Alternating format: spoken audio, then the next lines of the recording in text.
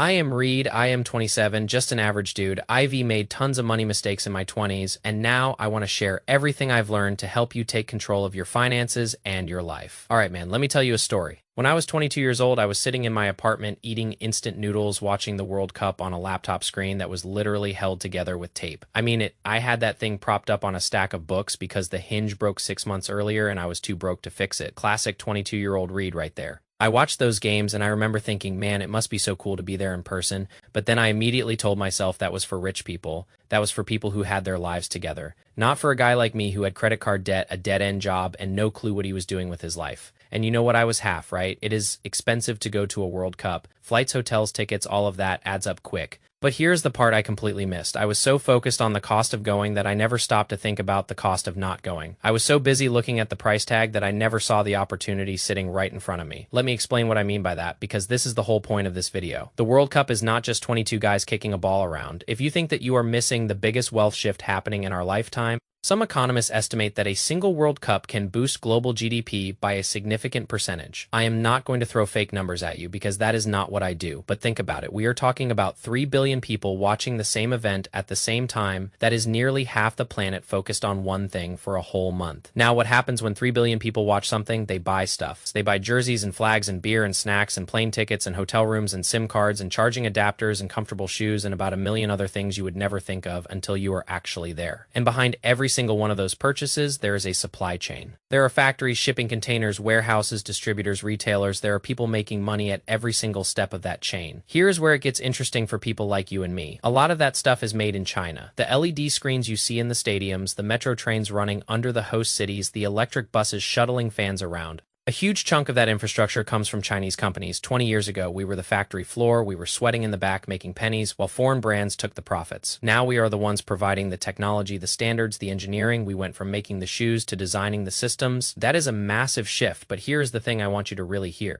You do not need to be a billion-dollar corporation to ride this wave. You do not need to own a factory or invent a new technology. You just need to show up. You need to be in the room, or in this case, in the host country. I learned this lesson the hard way. Like I said, I stayed home during my early 20s. I told myself I could not afford it, and you know what? I was not wrong. I genuinely could not afford a spontaneous trip to Russia or Qatar at that time, but I also never planned for it. I never saved for it. I never even considered it as a possibility. I just assumed it was out of reach and moved on with my sad little life. Then one day I was talking to this older guy at a coffee shop, not like old, maybe early 30s, but he had his life together. He told me he went to the last World Cup, and I asked him how much it cost. He gave me a number, and I was honestly surprised. It was not as high as I thought. Then he said something I will never forget. He said the best money he spent was not on the tickets. It was on the connections he made while he was there. He met suppliers, distributors, and partners for his small import business just by being present and talking to people. He told me he made back the entire cost of the trip within 3 months of getting home. That conversation flipped a switch in my head. I realized I had been thinking about travel all wrong. I had been thinking of it as an expense when I should have been thinking of it as an investment. And I do not mean investment in some fancy Wall Street sense. I mean a real tangible investment in your own future, the kind that actually pays dividends. So I started changing my habits. I got serious about paying off my debt first, because you cannot invest in anything if you are bleeding money to credit card interest. That was step 1. Step 2 was building an emergency fund, so I had a safety net. Step 3 was starting a dedicated travel and opportunity fund. I put a little bit aside every paycheck, even if it was just 20 bucks. Over time, it added up, and here's the part that really matters. While I was saving, I also started learning. I studied the markets I was interested in. I followed trade news.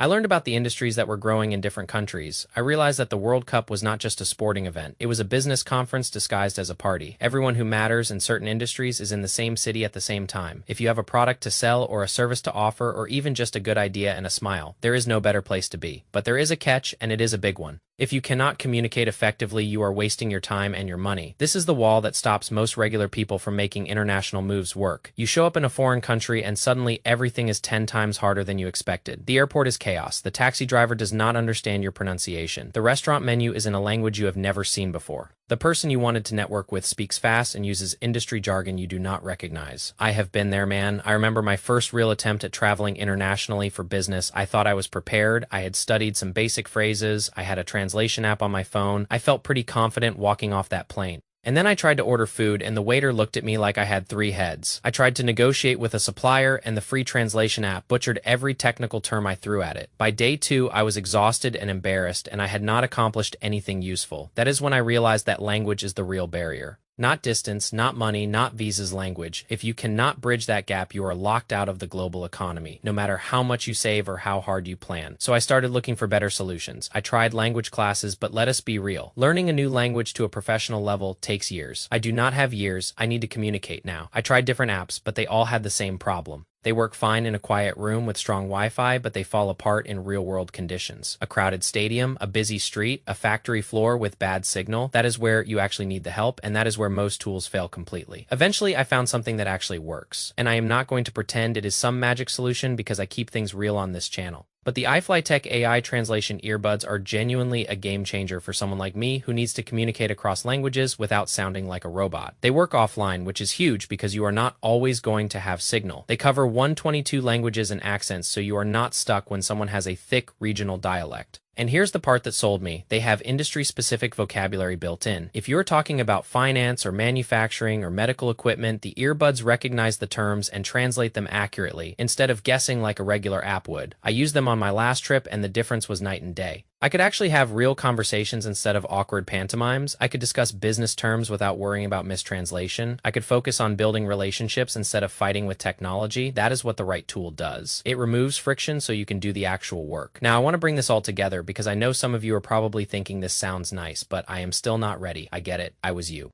But let me ask you something. What are you waiting for? Are you waiting until you have enough money saved? Newsflash, you will never feel like you have enough. There is always another bill, another expense, another reason to delay. Are you waiting until you learn the language? That could take years, and by then the opportunity might be gone. Are you waiting until you have the perfect plan? Perfect plans do not exist. You launch with what you have, and you adjust along the way. The World Cup comes around once every 4 years. 4 years, that is not that long. Think about where you were 4 years ago. Think about what you were doing. Does it feel like a lifetime ago, or does it feel like yesterday? Because for me, it feels like I blinked, and my early 20s were gone. If you keep waiting for the perfect moment, you are going to look up one day and realize you missed every single one. Here's what I would do if I were you right now. First, get honest about your finances. Open your banking app right now and look at what you are spending money on. Cancel the subscriptions you do not use. Cut the takeout orders that add up without you noticing. Put that money into a dedicated opportunity fund. Even $50 a week adds up to over $10,000 in 4 years. That is more than enough for a solid trip. Second, start educating yourself on the markets and industries that interest you. You do not need a degree, you need curiosity. Read articles, watch videos, follow people who are actually doing the work. Build a mental map of how the global economy connects to your specific interests. Third, get the right tools before you leave. Do not show up unprepared like I did. Test your gear.